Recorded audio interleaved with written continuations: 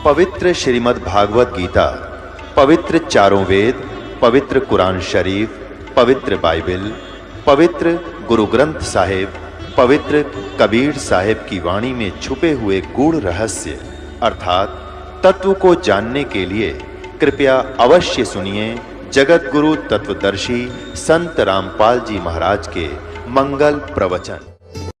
अब देख अकल की कमी है।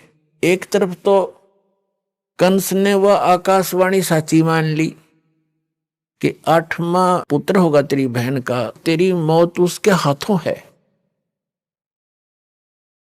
ये तो अटल मान ली उसने सच्ची होगी। फिर जो सच्ची मानी तो उसने फिर उसको बदलने के तरीके अपनी सोच से अपनाए, अज्ञानियों की सलाह से।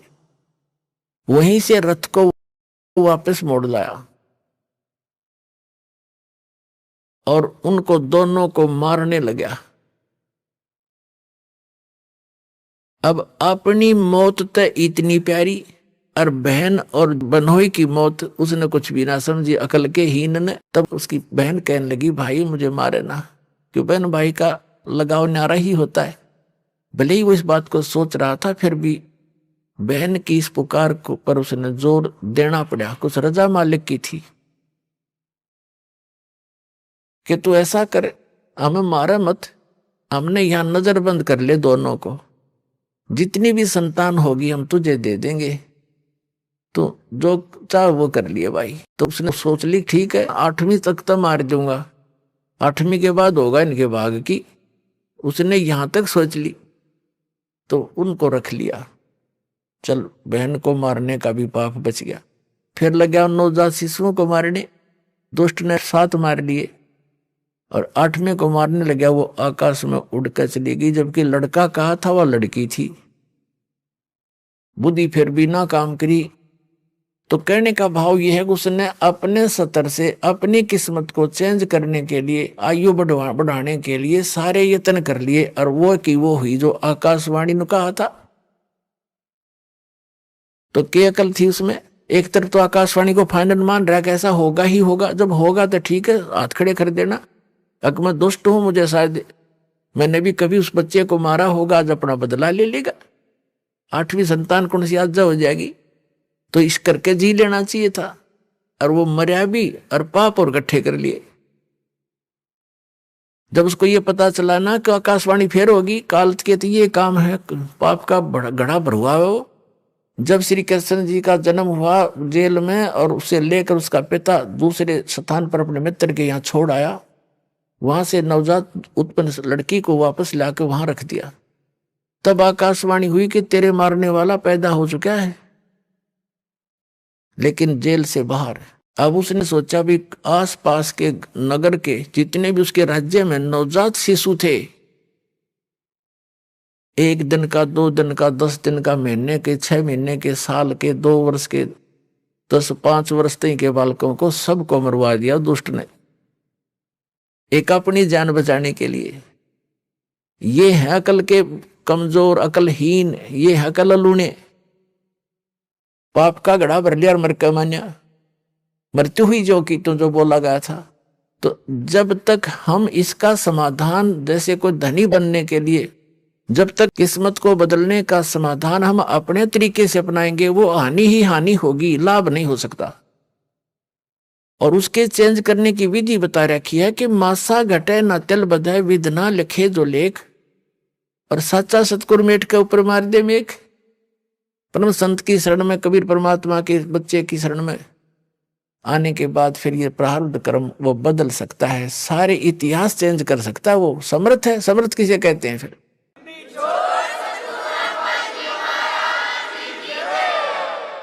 अपने आत्मा परमेश्वर हमें याद दिलाते हैं कि तुम यहां के वासी नहीं हो, और वो परमात्मा स्वयं ही चलकर आते हैं, हमें यथार्थ ज्ञान बताते हैं। जैसे अब आप जी सत्संग में आते हैं, महीने, 2 महीने, 10-15 दिन, 4 महीने में तकरीबन सभी आ लेते हैं। तो अन्य व्यक्ति तो ये सोचते हैं कि ये कितना हानि करते हैं, किराया लगता है, काम छोड़कर जाते हैं। पुण्यात्माओं, आप जी को ये ज्ञान होना चाहिए कि आप जहां से चलते हो और यहां तक जो भी आपका किराया भी लगता है वो भी परमात्मा के पुण्य में है, आपका धर्म में लग रहा है वो पैसा वहां से लेकर यहां तक। और जो दान धर्म करते हैं आपको वो तो डायरेक्ट दिखाई देता है कि मैंने दान डाला है, मेरा पुण्य हो गया, लेकिन वहां से यहां तक आने और जाने का जो आपका किराया है वो भी आपके धर्म में लिखा जाता है।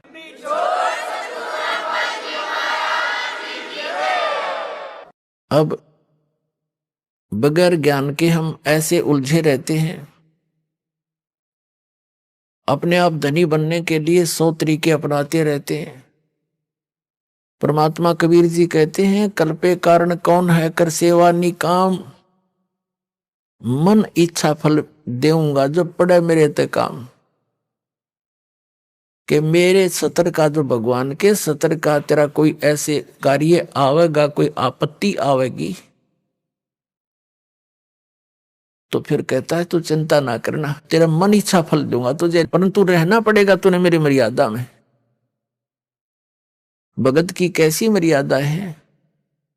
भगत और जगत का आपस में मतभेद सदा से रहा है। इसका कारण क्या है? इसका कारण यह है कि भगत की परंपरा मर्यादा जगत से भिन्न बन जाती है, और जिन परंपराओं को लेकर वो पहले समाज में चल रहा था, इतने वजन को उठाकर इस भक्ति मार्ग पर प्राणी चल नहीं सकता। जैसे कोई यात्री है, यात्रा कर रहा है, वो पहले ही सोच लेता है आवश्यक वस्तुएं ही लेकर साथ चलो, अधिक गठड़ी उठाने सफर नहीं कर पाऊंगा, उसको अंडरस्टूड होता है, तो ज्यादा नहीं बांधता, एक थैला छोटा सा काख में टांगा, आवश्यक वस्तु डाली और सफर पर चल पड़ता है। जो भक्त बन गया वो परमात्मा के मिलने वाले मार्ग पर चल पड़ा, और जो भक्त नहीं बना वो वहीं बैठा अपने घर पे, वो उस वस्तु को प्राप्त नहीं कर सकता। तो उसकी मर्यादाएं कुछ अन्य हैं, उनसे हटकर हम अपने सीमित करके इस सफर पर चल सकते हैं। तो इसी प्रकार जगत और भगत की आपस में मतभेद बना रहता है कि ये तो ऐसे भी नहीं करते, ये त्योहार भी ना मनाते, ये तो दहेज भी ना देते, ये लेते भी को नहीं है। तो इस तरह के हम नहीं कर सकते, क्योंकि हमें ज्ञान हो गया कि आज हम किसी से लेते हैं, कल देना पड़ेगा। तो क्यों सिर में दर्द करे? फिर आज मान ले कोई रिश्वत ले रहा है किसी से, 5,000 10,000 20,000 ले ली, और वो उसने देनी पड़ेगी फिर उसको आगे चल के अगले जन्मों में। अब आदरणीय गरीबदास साहिब जी कहते हैं, तुमने उस दरगाह का मैल नहीं देखा और धर्मराज के तिल तिल का लेखा। बता, कहते तुम इसलिए गलती करते हो, तुमने वो स्थान ना देखा जहां पर फैसले होते हैं इस भगवान के सतर के। तुमने उस दरगाह का वो मैल नहीं देखा, धर्मराज के तिल तिल का लेखा। ये बालकों का खेल है। एक तिल यानी एक जरा सी भी कोई आपकी वस्तु है, आपस में वो लेन देन किसी भी जन्म में हो, चाहे 1000 जन्म के बाद हो, आपकी वो पूरी करनी पड़ेगी। आज कोई रिश्वत ले रहा है, अगले जन्म में वो दामाद बनकर लेगा उसका, और पैसा ले जाएगा, और फिर मृत्यु हो जाए मन माने, वो पैसा भी गया, लड़की दूसरी जगह ब्याहनी पड़ेगी। तो टूट गया कैर उसके ऊपर। और भी 100 समस्या हमारे सामने जितनी भी आपदाएं आती हैं, ये पिछले संस्कारों से हैं। इसको समझने के लिए एक उदाहरण है। हम इतने गिर चुके हैं, इतना सतर गिर गया हमारा, हमने सिर्फ ये संसारिक भौतिक सुख दिखाई देते हैं, नथिंग एल्स। और इनके पाने के लिए, यहाँ की सुख की फोकट महिमा बनाने के लिए हम कुछ भी आगा पीछा नहीं देखते। एक व्यक्ति का विवाह हुआ, एक पुत्र उत्पन्न हुआ, उसकी पत्नी की मृत्यु होगी। उसने दूसरी शादी की, 10-12 वर्ष के बाद दूसरा पुत्र हो गया, वो स्वयं भी मर गया, उसकी पत्नी भी मृत्यु को प्राप्त होगी। अब बड़े लड़के का विवाह हो चुका था, छोटा भी बालक था, 10-12 वर्ष का, 13 वर्ष का। तो क्या हुआ, वो छोटे वाला बीमार पड़ गया। बीमार हो गया तो उन्होंने कुछ थोड़ा बहुत ट्रीटमेंट करवाया। फिर किसी ने बताया कि इसको वहां ले जाओ, हफ्ता 10 दिन वहां रखना पड़ेगा, कितने पैसे लगेंगे, 500 रुपये का खर्चा होगा। उस समय 500 रुपये आज के 5 लाख से भी ज्यादा समझ लो। तो उन्होंने विचार किया ये मृत्यु को तो निकट है, ये मर जा तो बढ़िया, सारी संपत्ति इसकी हमारे नाम आवेगी, काम आवेगी। यानी 10-15 एकड़ जमीन थी उसकी, उसके हिस्से की। उस लालच में उन्होंने केस स्कीम बनाई, एक डॉक्टर से बात करी, वैद्य से, कि वैद्य जी तो ऐसे ऐसे कर दे, ये बीमार तो है ही, किसी को पता भी नहीं चलेगा। वो भी लालच में डूब गया। उसने 100 रुपये लिया, जैसे भी लिया, और उसको विष दे दिया बच्चे को। वो मर गया। मर गया तो कुछ दिन के बाद वो तो खुशी का ठिकाना नहीं, किसी को पता चला नहीं, रास्ते का रोड़ा भी निकल गया उनके सोच से। फिर बताते हैं कि उनका बच्चा लड़का हो गया 1 वर्ष के बाद। अब खुशी का ठिकाना नहीं, पाला पोसा, उसका विवाह कर दिया। जल्दी विवाह कर देते थे, तो 12-13 वर्ष के का, 15-16 वर्ष का जब वो लड़का हो गया, बीमार हो गया, संतान कोई थी नहीं। इतना बीमार हो गया कि अपने पुत्र को उन्होंने जहां भी जिसने बताया, झाड़ फूक करने वाला या कोई वैद्य डॉक्टर, सब जगह ले गए। वो जमीन भी बेच दी आधे से भी अधिक, और उसको कोई आराम होने का नाम नहीं। एक दिन वो उसका पिता बैठा, लड़का लेटा हुआ चारपाई पर, कति अस्थि पिंजर शेष था। तब उस लड़के ने कहा कि भाई साहब, अपने पिता की तरफ मुंह करके कहा, भाई साहब। अब उसने सोचा तो कति इसकी बुद्धि भी खत्म हो ली, मुझे भाई कहने लग गया। कहा कि भाई साहब मेरी लकड़ियों की व्यवस्था कर ले और एक कफन तैयार कर ले। वो कहता है बेटा मैं तेरा बाप हूं, मैं तेरा पिता हूं, भाई नहीं हूं। बोला नहीं तो मेरा भाई है।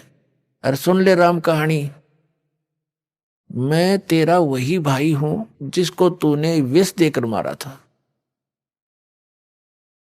और किस लालच में कि यह संपत्ति तेरे नाम हो जाएगी। यह संपत्ति भी मेरी आली सारी तूने बेच बेच के मेरे ट्रीटमेंट पर लगा दी है। अब केवल तेरा मेरा हिसाब एक कफन और लकड़ियां का रह रहा, कर ले त्यार। तब उसकी वह बुद्धि के सक्रिय खुल गए। अगर सचमुच मैंने तो नाश करया अपना, अब मेरा भाई मारा और संपत्ति भी गई। रोन लग गया आंखों में पानी भर के। तो वो लड़का कहने लगा भी रोन दौड़ तो कुछ ना पाखंडी, तो अपनी तैयारी पकड़े।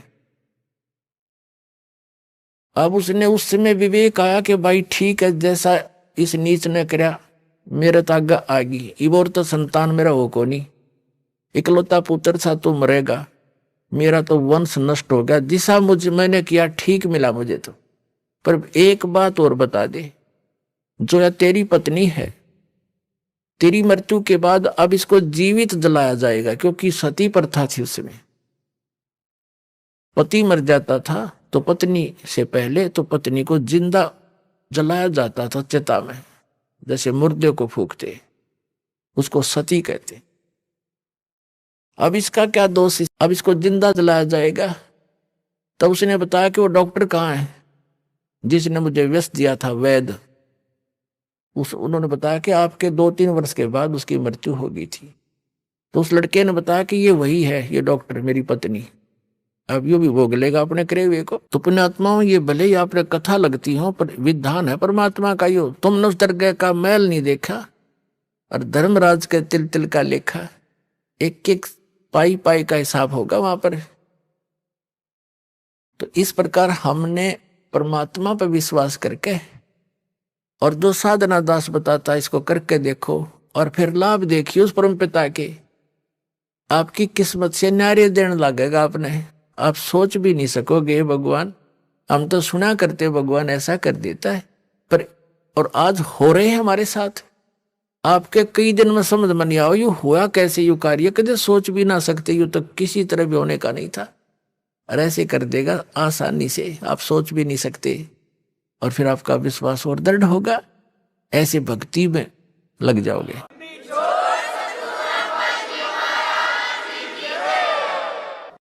जैसे परमात्मा ने एक एग्जाम्पल दिया, खुद मालिक ने आकर, कुल धनी ने, कबीर भगवान ने, कबीर परमेश्वर काशी में एक धानक बनकर रहा। अब परमात्मा का विधान है कि वो स्वयंभू है, उसकी लीला में लिखा है, वो उसके गुणों में लिखा है, और वो सतलोक से, सचखंड से, जहां भी वो रहता है, हम उसको किसी भी नाम से उस स्थान को पुकारते हैं। अमरलोक कहो, सतलोक कहो, उसको ध्रुवलोक कहो, तो वहां से रहता है वो परमात्मा। नर आकार है, राजा के समान वहां बैठा है, सिर पे मुकुट है, सिर पे छत्र है, सफेद वस्त्र है, सफेद कलर है, सफेद ही उसका प्रकाश निकल रहा है उनके शरीर से। करोड़ सूर्य मिला दे, करोड़ चंद्रमा एक रोमकूप की इतनी शोभा है। और वहां सफेद पृथ्वी है, वो सफेद जैसे यहाँ की पृथ्वी का कितना बालू रेत जैसा रंग है, लाल लाल गेरुआ सा, कहीं पर काली मिट्टी है, तो वहां का सभी मिट्टी बहुत चमकीली है, सफेद है और उपजाऊ गणी है। उस सतलोक ऐसा स्थान है, एक पृथ्वी है। और ये नकली जितने भी सतलोक के गुणगांव हैं, सचखंड बतावे हैं, ये राधा स्वामी पंथ, जय गुरुदेव पंथ, बिहानी विनोद वाला पंथ, ठाकुर वाला पंथ, किसी ने देख ले, कबीर पंथियों को देख लो, इस दास के अतिरिक्त कोरी उआ बाई बकरे, और जय गुरुदेव पंथ, और ये सच्चा सौदा सरसा वालों का, और जगमाल वाली वाला पंथ, ये सभी वहां कहते हैं वहां तो प्रकाश ही प्रकाश है, चेतन प्रकाश है। और मुक्त जीव वहां जाकर उसमें मिल जाती, लीन हो जाती है, बस जाकर बूंद समुद्र में। एक आधा चतुर कबीर पंथी कहता है आत्मा तो डॉट रूप में रहती, बिंदु बिंदु। खाक देखा उन्होंने परमात्मा को, मूर्ख बना रखा। तो ये सभी अभी तक भ्रमित थे, इनका अनुभव निल था, इनका भक्ति विधि सही नहीं थी, इनका ज्ञान भी गलत था, इनके मंत्र भी गलत थे। पांचों नाम काल के जाप करें, बात करें सतलोक जान की, टिकट कटा रहे लोकल बस की, बात करें अमेरिका जान की या अमेरिका से भारत आने की। तो ये कैसे बन सकती ये बातें? तो ये इनके नाम में गलत है वहां जाने वाले, तो कैसे पार होंगे? ये अंडरस्टूड है, क्योंकि हम इतने विश्वासी हैं कि जो गुरु बता रहे हैं फाइनल है बस, और सोचना ही नहीं। ना सोचो, वो शिवदयाल भूत बन गया, बुक्की में बोला अपनी शिष्या में, सारे तुम बोलोगे, और समझदार है उन्हें सोचना पड़ेगा और कल्याण कराना चाहिए। दास की प्रार्थना है, पाछे बनी सो बनी पीछे, अब शेष तो बच जाओ। कितने दिन से शोर मचा रहा हूं, जेल में मैं चला गया तुम्हारे लिए, या सच्ची कहने के चक्कर में, और कहूंगा आखिरी सांस तक, चाहे शरीर रहो या ना रहो, कोई बात है या?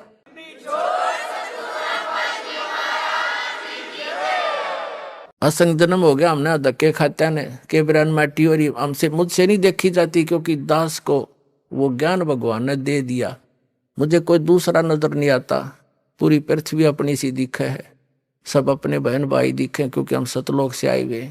यहाँ काल ने हमें मूर्ख बनाकर आपस में लड़ा बिड़ा रखा है, हमारे साथ आपस में ये मनमुटाव रखता है। घर घर में कड़ा करवा रखी इसने, सास बहू की बनती ना, नंद बहू का लट्ठम लट्ठा, बाप बेटे का झगड़ा, पड़ोसी गेल झगड़ा, छोटे से बंटवारे पे, किसी काम पे सारा दिन टेंशन ग्रत रखना, इनको दुखी सताना, दुखी करना उस काल का कर्तव्य है, उसका परम धर्म बन गया है कि ये भगवान के बच्चे हैं, इतना सताए दूं और वो भी दुख पाता रहेगा हमें दुखी देखकर।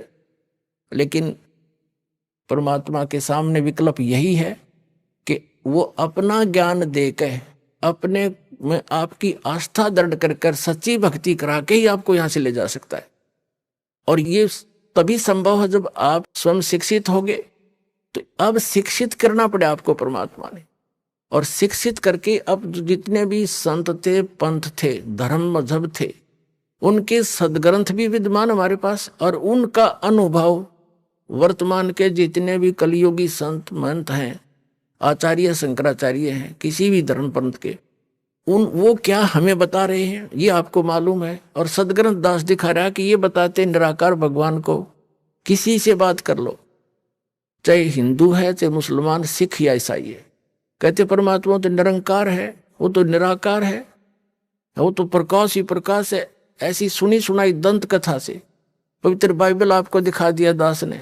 उसमें लिखा है परमात्मा ने मनुष्यों को अपने जैसा बनाया, नर और नारी करके उनकी सृष्टि की। तो भगवान निराकार। पूछ कर देखो किसी भी ईसाई धर्म के पवित्र आत्मा से कि परमात्मा कैसा है, वो कहेगा गॉड इज फॉर्मलेस, परमात्मा निराकार है। तो क्या खाक पड़ा उन्होंने पवित्र बाइबल को। फिर बाइबल को वो फाइनल मानते हैं, तो बाइबल में तो साकार लिखा परमात्मा, मनुष्य दृश्य है। ऐसे ही वेदों के पढ़ने वाले भगवान को निराकार बताते, और वेदों में स्पष्ट लिखा है कि परमात्मा मनुष्य दृश्य है, राजा की तरह बैठा, वहां से गति करके आता, भक्तों से मिलता, उपदेश देता है, और कवि की तरह प्रक्रिया करता है, कवियों की तरह जगह जगह जाकर लोकोक्तियों के माध्यम से, दोहों के माध्यम से, शब्दावली के माध्यम से, शब्दों के माध्यम से अपना ज्ञान प्रचार करता, उपदेश देता है।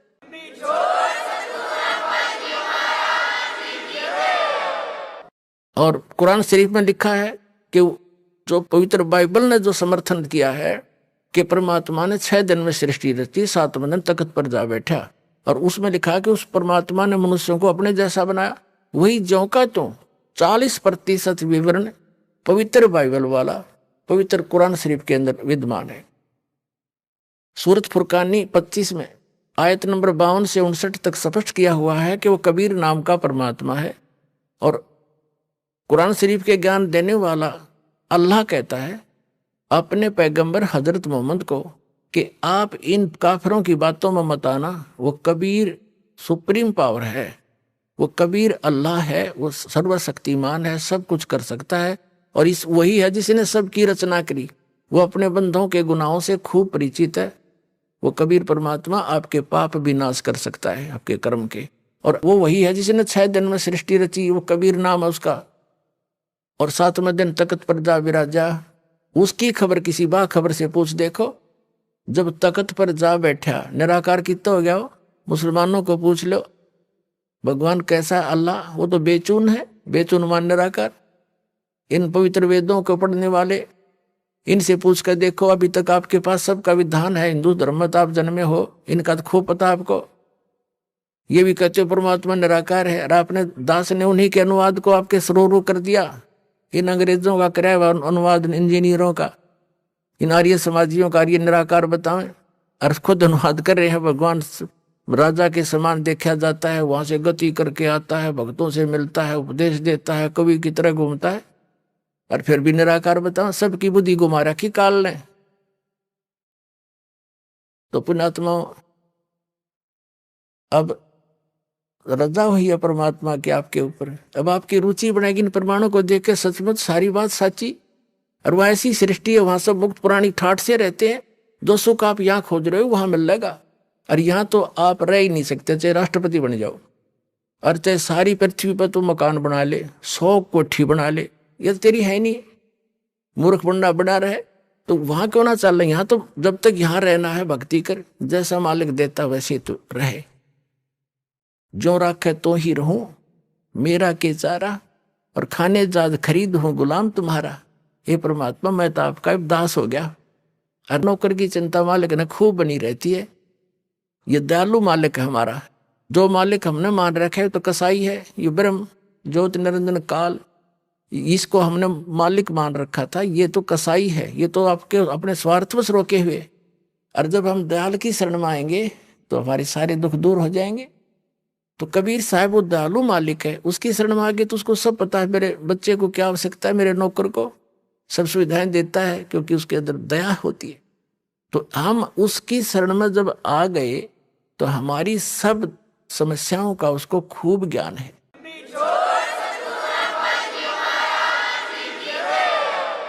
हम जो मांगेंगे और आवश्यक होगा वो दाता अवश्य देगा आपको।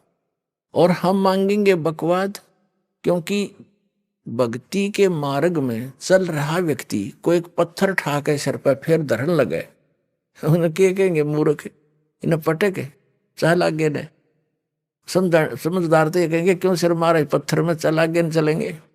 तो कहने का भाव ये है कि जो आप अनावश्यक वस्तु मांगोगे, जो आपके ऊपर पत्थर के रूप में होगा और भक्ति में बाधा करेगा इस सफर में, तो दाता वो दे को ना चाहते, क्योंकि आपको आवश्यकता नहीं है उसकी, और हम उसकी आवश्यकता मान रहे क्योंकि हम बालक है।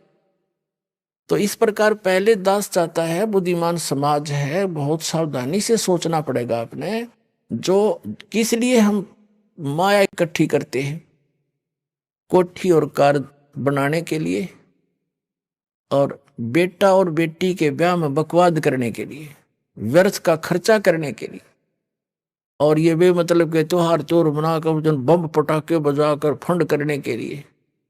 तो ये भक्ता के काम नहीं है। ना जाने काल की कर डारे, किस विध ढल जा पासावे, और जिनाते सरते मौत खुड़क दी उनानु केड़ा हसावे।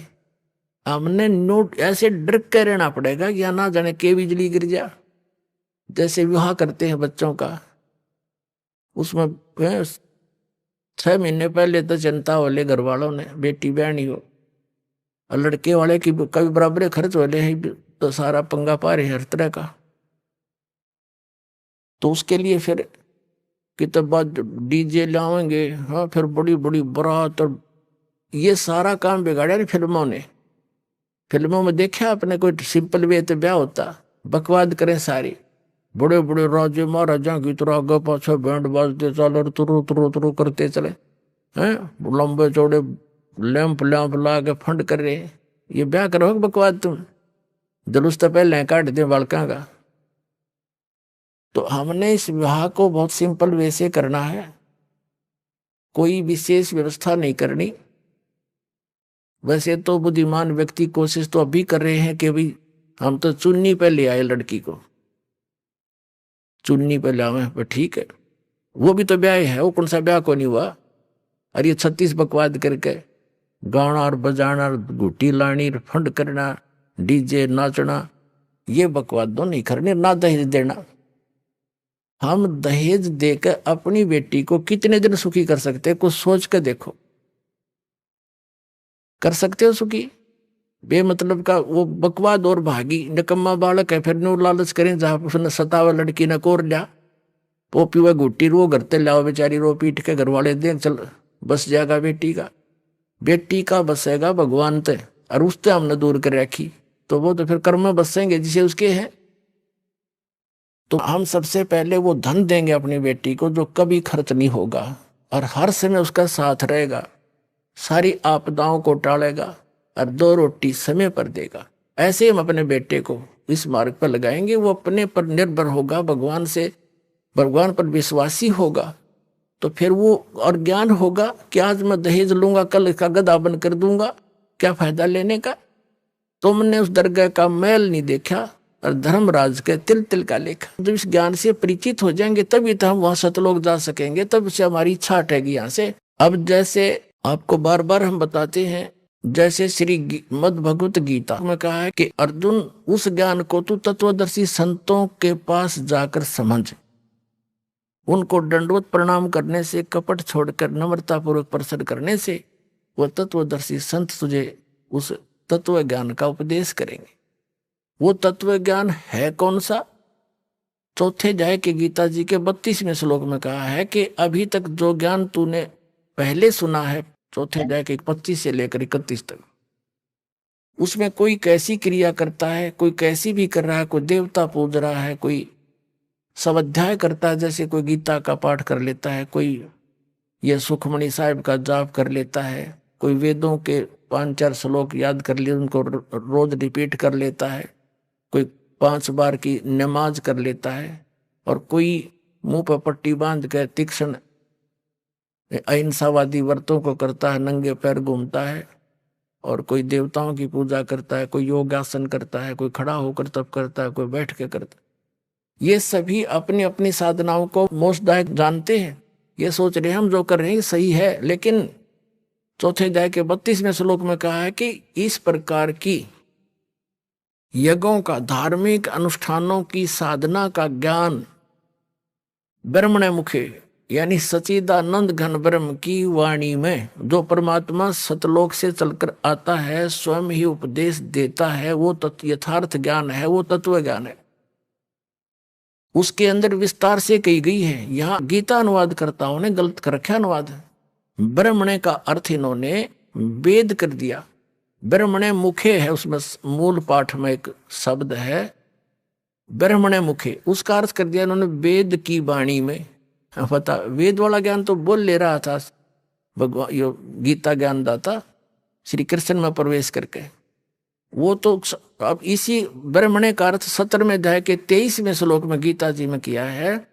ब्रह्मणे माने सच्चिदानंद घन ब्रह्म, यानी वो परम अक्षर ब्रह्म, वो अन्य परमात्मा है, वो समर्थ परमात्मा है। वो ब्रह्मणे मुखे, यानी यहाँ ब्रह्मणे का अर्थ समझो सच्चिदानंद घन ब्रह्म की वाणी में। मुख माने अपने मुख कमल से उच्चारित वाणी में जो ज्ञान है, उसमें ये धार्मिक अनुष्ठानों का की जानकारी विस्तार के साथ कही गई है, वो तत्व ज्ञान है। चौथे अध्याय के 32वें श्लोक का ये निष्कर्ष है कि धार्मिक अनुष्ठानों की, यज्ञों की वास्तविक जानकारी सच्चिदानंद घन ब्रह्म ने अपने मुख कमल से बोला है उस वाणी में, यानी कबीर वाणी में विस्तार के साथ कहे गए हैं। और उनको कर्म जान, यानी वो काम करते करते कर्म योगी होकर के उनको पूरा किया जाता है, और उसको जानने के बाद तो सभी कर्मों से मुक्त हो जाएगा, सभी पापों से। और वो तत्व ज्ञान है। चौथे अध्याय के 34वें श्लोक में कहा कि उस तत्व ज्ञान को तू तत्वदर्शी संतों के पास जाकर समझ। इससे सिद्ध है कि गीता ज्ञान दाता भी उस ज्ञान से अपरिचित है, नहीं तो लिख देता एक अध्याय और बना देता, ये हो गए तत्व ज्ञान। तो वो तत्वदर्शी संत कौन है? ये दास साध वर्तमान में, ये सचकर मान लियो, थारे दत्ता चाहे ना दत्ता।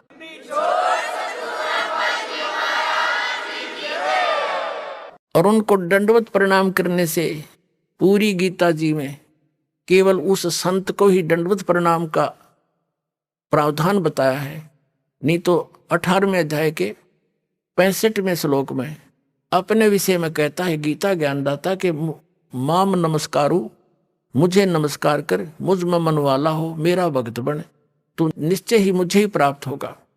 अपने विषय में भी नमस्कार तक का प्रावधान बताया है इसने।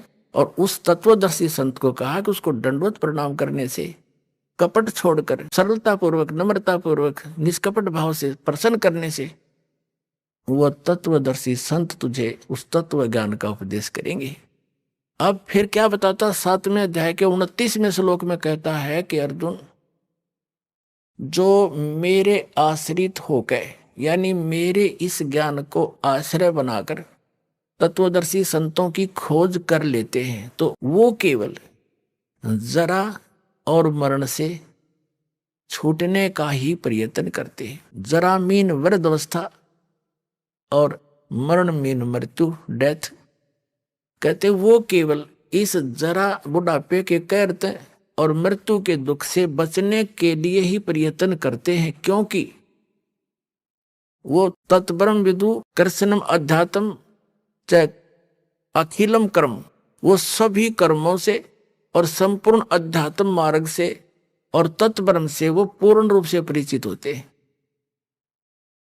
और वही केवल जरा और मरण से छूटने का प्रयत्न करते हैं। इसका सीधा सा अर्थ है कि जो साधक संसार की अन्य किसी वस्तु की इच्छा मन में नहीं लेकर के केवल अपने कल्याणार्थ यानी जरा और मरण से छूटने का जो प्रयत्न कर रहे हैं, वे तत्ब्रह्म विदु उस परमात्मा को जानते हैं, जान चुके हैं तत्ब्रह्म को, और सारे अध्यात्म से परिचित हैं, ज्ञान से और सब कर्मों से वो परिचित हैं। इसलिए वो विष फांकते नहीं। उनको जहर दिखाई देता है, किसी से रिश्वत लेना, ये करना, वो करना।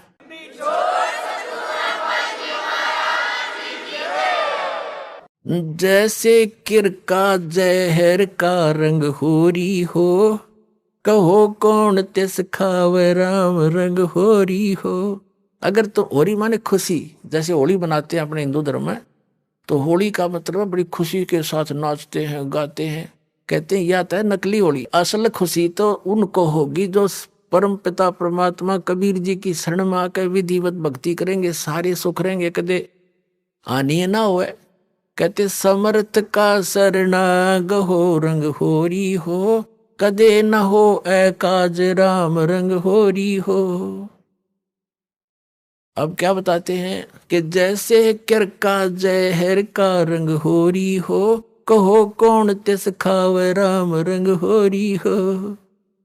जिसने परमात्मा की शरण में रहना है और राम रंग की होली खेलनी है, यानी सदा सुखी रहना यहां भी और सतलोक जाकर, तो वो जैसे कर का जहर का, कहीं पर विष का कण गिरा हो छोटा सा भी, और आपको पता है कि ये विष है, उस अधिक तो दूर की बात है, विष को खाना उस कण को भी नहीं खाएगा, उठाएगा वहां से और ऐसी जगह पृथ्वी में दबा कर आएगा किसी के और का हाथ ना लग जा, और हाथ धोएगा मिट्टी से, कदे इसका अंश मेरा ना छू जा किता है। तो कहते हैं जब आप पूरे अध्यात्म मार्ग से और सभी कर्मों से परिचित हो जाओगे, फिर आपको रिश्वत लेना, चोरी जारी ठगी डाके डालना और दहेज लेना और देना दोनों जहर दिखाई देगा। फिर कहते हैं जैसे कर का जहर का, अभी आपको उदाहरण दिया, उसने कैसा जुल्म किया, अपना भाई मार दिया, किस लालच में, यह सारी जमीन मेरा रह जाएगी, वह जमीन रही नहीं, संतान कुल नाश हो गया और पाप धरे रह गए न्यो के न्यो। तो ये सचकर मान लिए, कोई वैसे सिंपल एग्जाम्पल मात्र नहीं है, ये गॉड गिवन ज्ञान है, उस कबीर परमात्मा का बताया हुआ, आंखों देखा उन महापुरुषों का बताया।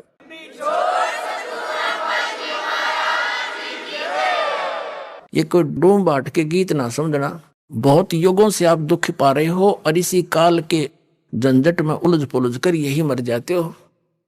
तो क्या बताते हैं, जैसे कर का जहर का, एक भी किसी का पाई भी लेना, बिल्कुल आपको विष दिखाई देगा। फिर कौन खाओगा उस विष को, कि तुमने उस दरगाह का मैल नहीं देखा और धर्मराज के तिल तिल का देखा, हर पाई पाई का हिसाब होगा वहां पर। तो इसमें तो बहुत बड़ा बखेड़ा बन जाएगा आपके लिए। तो बुद्धिमान व्यक्ति फिर उसका निकट नहीं जा सकता।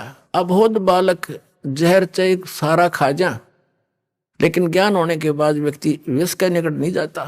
तो जब तक आप अबोध थे, खाते रहे विष, मरते रहे, गधे कुत्ते बनते रहे, ये विष है, ऐसे संकट भोगने पड़ते हैं अपने को। और जब बुद्धिमान हो गए वो तो इसका निकट भी ना आते। जैसे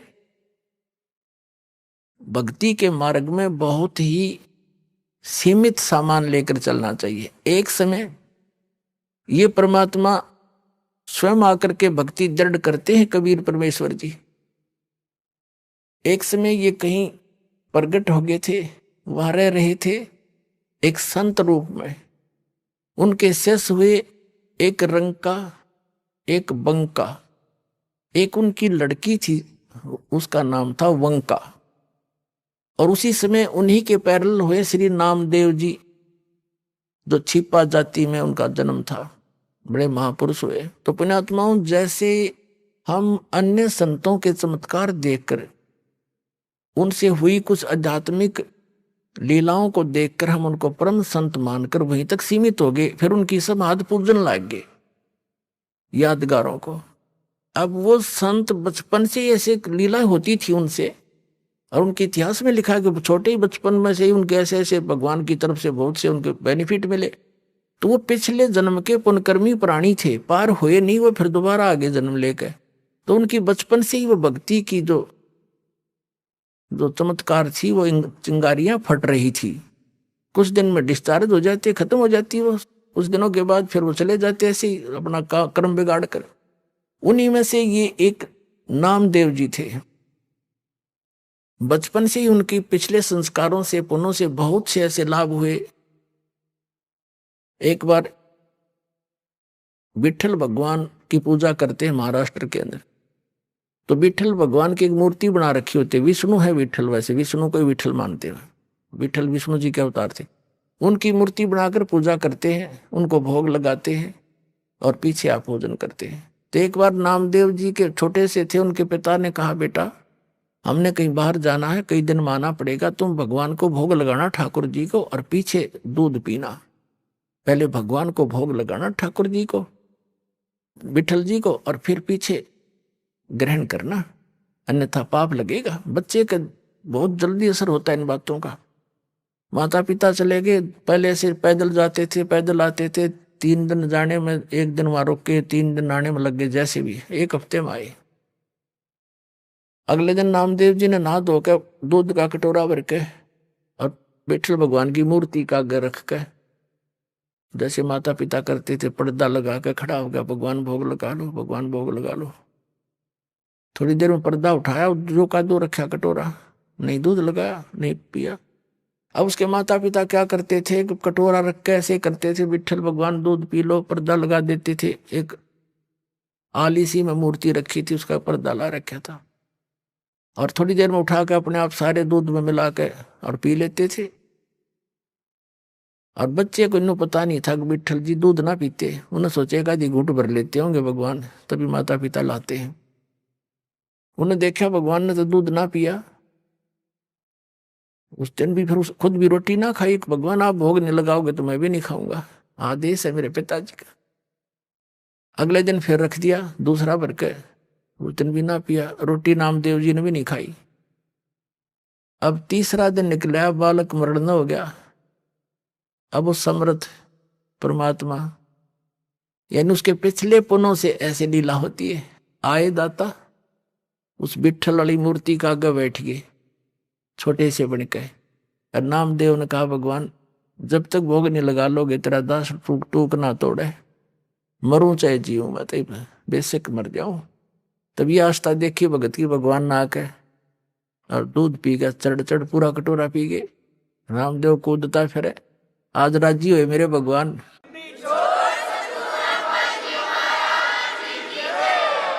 नामदेव जी की खुशी का ठिकाना नहीं, आप भी दूध पिया, छक्कर रोटी खाई, अकाद प्रसन्न हो गए मेरे भगवान, मेरे से कोई रोटी बन गई थी।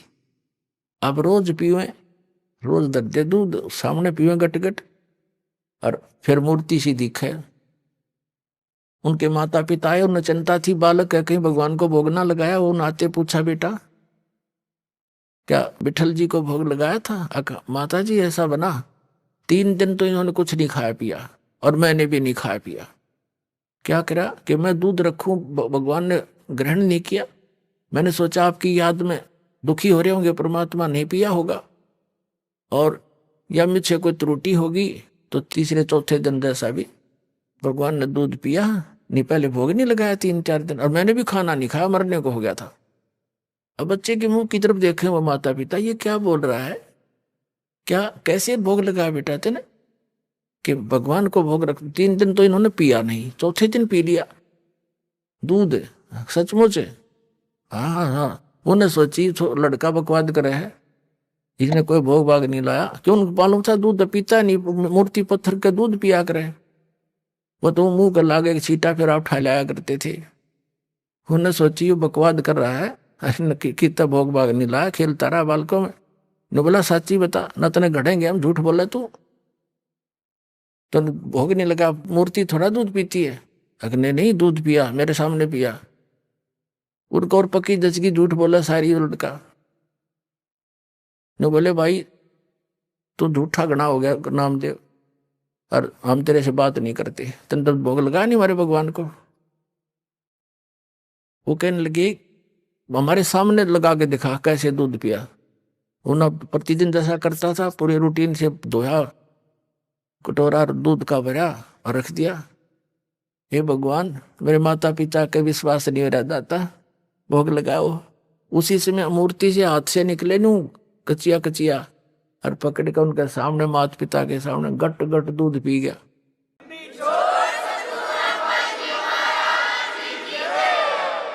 तब उसके माता पिता ने सारे गांव में बता दी, नगर में, कि विठल जी ने दूध पिया मेरे बेटे से, दूध पिया मेरे बेटे से। ये और गांव का जच्चे ना वो लागे कहने बकवाद करता है, पाखंड करता है, तो है झूठा कपटी, क्यों पाखंड फैला रहा है, मूर्ति कभी दूध पीती है। पंचायत होगी, पंचों ने फैसला किया कि हमारे सामने दूध पिलाओ भाई, जब मानेंगे ना तुम्हें गांव से निकालेंगे तुमको। तुम पाखंड फैलाते हो, अपने घर पर लोगों का चढ़ा चढ़वाने के लिए भ्रमित कर रहे हो, वहां बुलाने लग जाओगे कुछ दिनों में। अब समस्या आ गई। नामदेव भी बुला लिया, बैठ के नामदेव का पिता बैठ गया साथ में, नामदेव बैठा और कहा भाई क्यों बच्चा, विठल जी ने दूध पिया था? कहाँ जी पिया। अब ये रखी है मूर्ति अलग से सुथरी स्थान पर बनाकर सटेज सी रख रखी थी कि यहाँ पे ला के दिखा दे, ये दूध रखा। वो अपना जैसे भी नहा धो के आया था, हाथ धोकर रखा कि हे विठल महाराज, दूध भोग लगाओ मेरे दाता, मेरे माता पिता संकट के अंदर हैं, दया करो मेरे मालिक। उसी समय पंचों के सामने हाथ निकले मूर्ति से और गट गट दूध पी लिया। सारे देखे खड़े खड़े।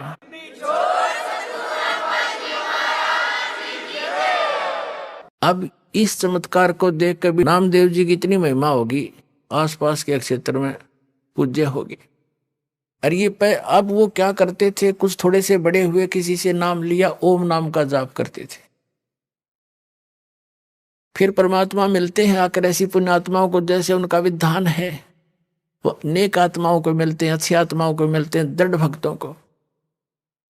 तो कबीर साहब उनसे मिले, ज्ञान दिया कि ऐसे ऐसे भाई ओम नाम का जाप तुम कर रहे हो गुरु से लेकर के, ये तो ऐसे ऐसे सारी सतिथि बता दी। और इससे आगे एक और मंत्र है जो दास देगा आपको, और उससे मोक्ष होगा। ये तो असंग जन्म हो गए, जन्मते मरते। और ये छोटे मोटे जो लीला हुई है ना, ये तेरे पिछले पुण्यों से हुई है। आगे चार्जर ठीक नहीं है, पीछे बैटरी चार्ज थी, तब तक यह काम कर रही है। सारा समझाया उनको, जैसे भी उस भाषा में। तो भी नामदेव जी ने नाम ले लिया, किससे?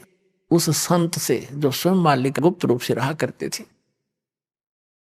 अब नाम भी ले लेते हम, लेकिन वो पुरानी जो साधनाएं हैं, जो क्रियाएं मन में समारी हैं, वो भी साथ करते रहते। आइए अब हम उन श्रद्धालुओं के अनुभव जानते हैं जो जगत गुरु तत्वदर्शी संत रामपाल जी महाराज जी से दीक्षा प्राप्त कर चुके हैं तथा उनके द्वारा बताए गए भक्ति मार्ग पर चल रहे हैं। नमस्कार सर। नमस्कार सर। सर क्या नाम है आपका? रोहित कुमार जी। रोहित जी आप कहाँ से हैं? रामगढ़ झारखंड से। रोहित जी, संत रामपाल जी महाराज से नाम दीक्षा आपने कब ली? 15 नवंबर 2013 को। संत रामपाल जी महाराज से नाम दीक्षा लेने से पहले क्या आप कोई भक्ति साधना भी करते थे? जी करता था, वही जो परंपरा से जो रूढ़िवादी चलते आ रहा था, देवी देवताओं की पूजा पाठ, भूत भैरव की, यही सब करते थे सर। जैसे पहले हम लोग थे तो समझिए कि हम लोग इंसान मानव नहीं थे, हम लोग राक्षस स्वभाव के इंसान थे, व्यक्ति थे। हम लोग जो भी पहले भक्ति या साधना करते थे या जो भी पूजा पाठ करते थे, उसमें हम लोग का मुख्य आहार होता था, पूजा जैसे समापन होता था, उसके बाद मांस खाना, शराब पीना। और हम लोग का यहाँ परंपरा है कि जैसे कोई भी त्यौहार हो या कुछ खुशी का माहौल हो तो यहाँ पे बलि करके और उसका मांस खाना, पार्टी चलाना, बलि प्रथा चल रहा था। और इसी तरह से हम लोग कर भी रहे थे, जो हम लोग का परंपरा चलते आ रहा था उसी के हिसाब से हम लोग भी करते आ रहे थे। हम लोगों को कोई पता था नहीं, जो भी देखा था वही करते आ रहा था जी। तो फिर संत रामपाल जी महाराज जी की शरण में आप कैसे आए? जी पहले तो जैसे पूजा पाठ यहाँ पे होता था, पर मैं उतना नहीं करता था। मैं एक नास्तिक टाइप से हो गया था, मैंने कि जहाँ खाने पीने को मिल जाता था मैं वहाँ पे चल जाता था, चाहे भगवान के भक्ति का नाम लेके हो या अन्य कोई भी काम हो। लेकिन एक मेरा साथी था जो हम लोग पहले कभी साथ हुआ करते थे, उसके माध्यम से हम संत रामपाल जी महाराज जी के शरण में गए। संत रामपाल जी महाराज से नाम दीक्षा लेने के बाद क्या आपको लाभ भी मिले?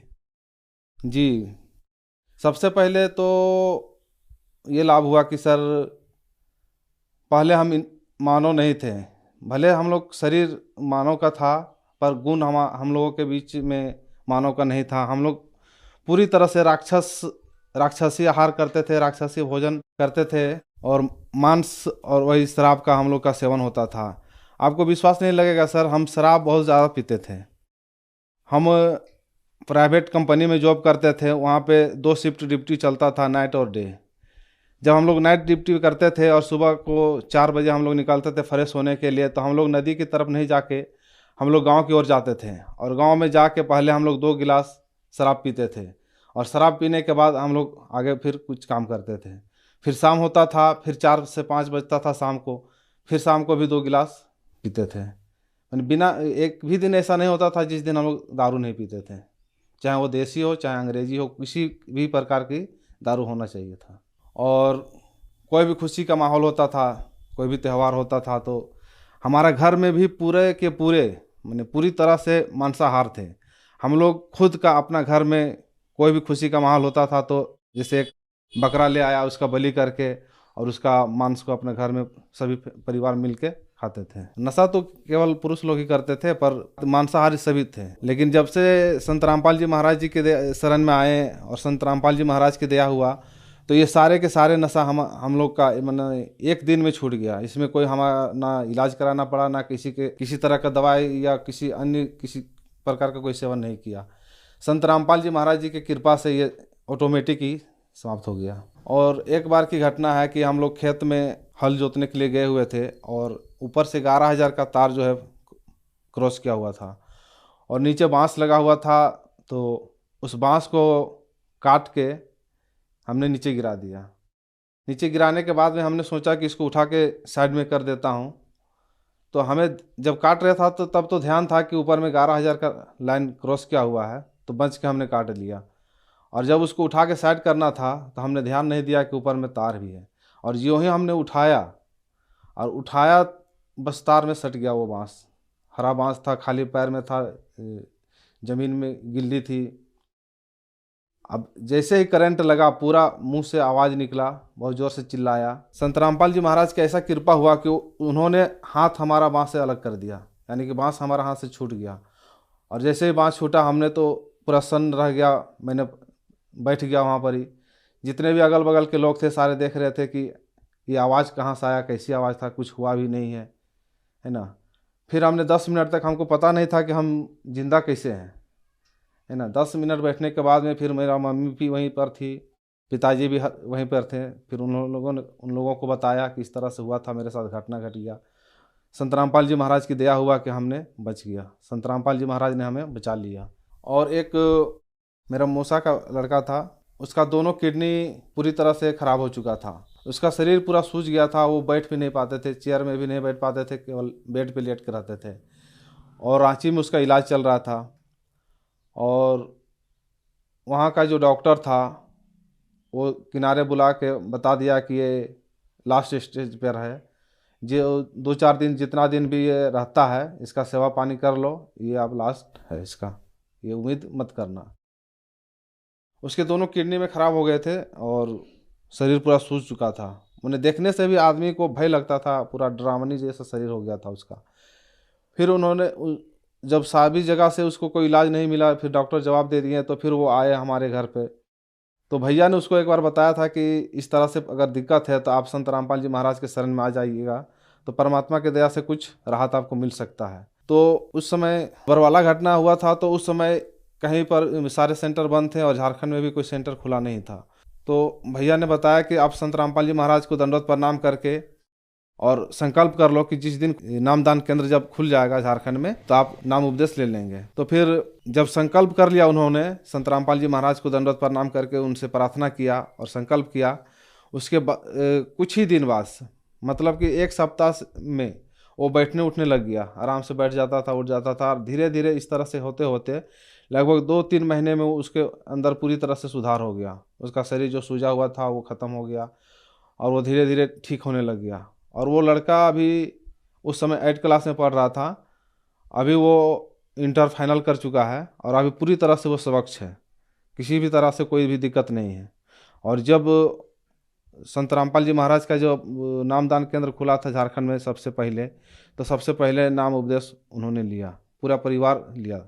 उसकी रिपोर्ट भी आप देख सकते हैं, उसका रिपोर्ट सारा है, आपको दिखाता हूँ। और मेरे पिताजी थे, पिताजी को खांसी होता था और खांसी के बाद उसको थूकने से खून आता था, ब्लड आता था।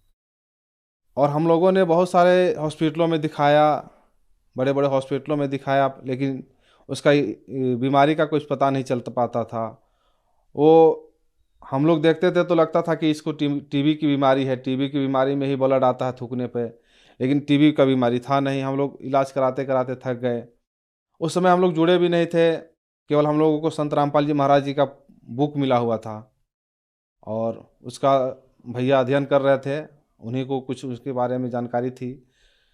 तो जब हम लोग परेशान थे तो भैया ने जिनसे किताब लिया था उनसे पूछा कि इस तरह से मेरे पिताजी को दिक्कत है, परेशानी है, और वो 6-7 महीने से मैंने लगातार बीमार ही चल रहे थे, कोई उसका दवा काम नहीं कर रहा था, तो उसका शरीर भी पूरा सूख चुका था। ऐसा लग रहा था कि ये अब नहीं बच पाएंगे। लेकिन जब भैया ने उनसे पूछा तो उन्होंने बताया कि आप संत रामपाल जी महाराज से एक बार प्रणाम करके उनसे प्रार्थना कर लो और संकल्प कर लो कि अगर पिताजी ठीक हो जाते हैं तो हम आपके शरण में आएंगे। तो भैया ने फिर उसी समय संत रामपाल जी महाराज का जो बुक में फ़ोटो होता है उस वहाँ पे प्रणाम किया। उस समय पता नहीं था कि दंडवत प्रणाम कैसे होता है या कैसे करते हैं लोग, वो नहीं था। लेकिन जैसे हम लोग पहले प्रणाम करते थे, अपने हिसाब से उनको प्रणाम करने के बाद में संकल्प किया कि हमारे पिताजी का बीमारी ठीक हो जाएगा तो हम लोगों ने पूरा परिवार नाम उपदेश लेंगे। इतना कहने के बाद ही कुछ दिनों के बाद ही एक छोटा सा डॉक्टर जो गांव में होते हैं, उस टाइप के डॉक्टर से केवल 10 या 15 रुपया का दवा लिया था मात्र, और उसी दवा को खाने के बाद उसको उल्टी आया, और इतना खतरनाक उल्टी आया कि देखने के बाद तो हम लोग डर गए कि अब ये नहीं बचेगा।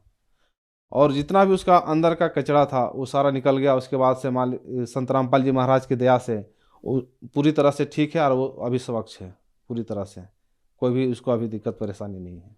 और एक लाभ है कि जो मेरा एक बच्चा था, लड़का था, वो करीब चल रहा था, छोटा ही था, केवल चलता भूलता था, लेकिन वो किसी तरह से गलती से छत पे चला गया और छत में जाने से वो आंगन में गिर गया। सर उसका नीचे हो गया और वो पूरी तरह से आंगन में गिर गया। आंगन में पूरी तरह से पक्का किया हुआ है। अब उतनी ऊपर से गिरने के बाद भी वो बच्चा कुछ मिनट के लिए तो वो सुन्न रह गया, लेकिन 2-4 मिनट के बाद ही संत रामपाल जी महाराज से फिर प्रार्थना करके उसको प्रणाम करवाया गया। प्रणाम करके फिर संत रामपाल जी महाराज से प्रार्थना करने के बाद ही फिर वो लड़का होश में आ गया और पूरी तरह से ठीक हुआ। उसको कहीं डॉक्टर के यहाँ भी कुछ नहीं, 1 रुपया का दवा भी नहीं करवाना पड़ा। सर, संत रामपाल जी महाराज से नाम दीक्षा लेने के बाद आपको बहुत अद्भुत लाभ मिले। जैसा कि आपने बताया कि आपके यहाँ बलि प्रथा है, तो वो भी आप मांस वगैरह बहुत ज़्यादा खाते थे और नशा भी करते थे। संत रामपाल जी महाराज अपने अनुयायियों को लाभ देने के साथ साथ एक सभ्य समाज भी तैयार कर रहे हैं। तो जो लोग आज आपको टीवी पर देख रहे हैं और ख़ास करके झारखंड वाले जो हैं, उनके लिए आप क्या कहना चाहेंगे?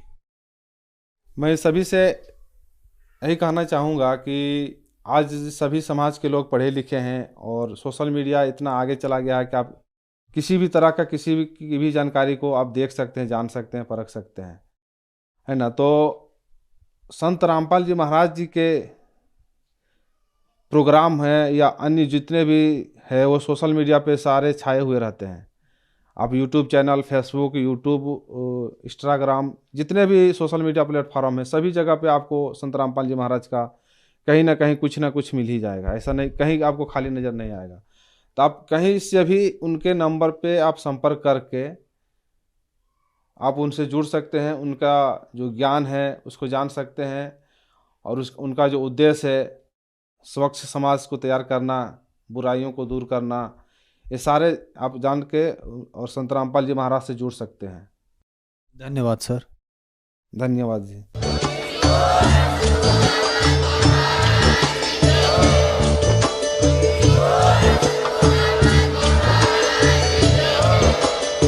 आप सुन रहे थे जगत गुरु तत्वदर्शी संत रामपाल जी महाराज जी के मंगल प्रवचन। अधिक जानकारी के लिए विजिट कीजिए हमारी वेबसाइट www.jagatgururampalji.org। संत रामपाल जी महाराज जी के शुभ आशीर्वाद से पूरे विश्व भर में 500 से भी ज्यादा नाम दीक्षा केंद्र हैं, जिन पर संत रामपाल जी महाराज जी द्वारा ऑनलाइन निशुल्क नाम दीक्षा दी जा रही है। अपने नजदीकी नाम दीक्षा केंद्र का पता करने के लिए संपर्क करें 822288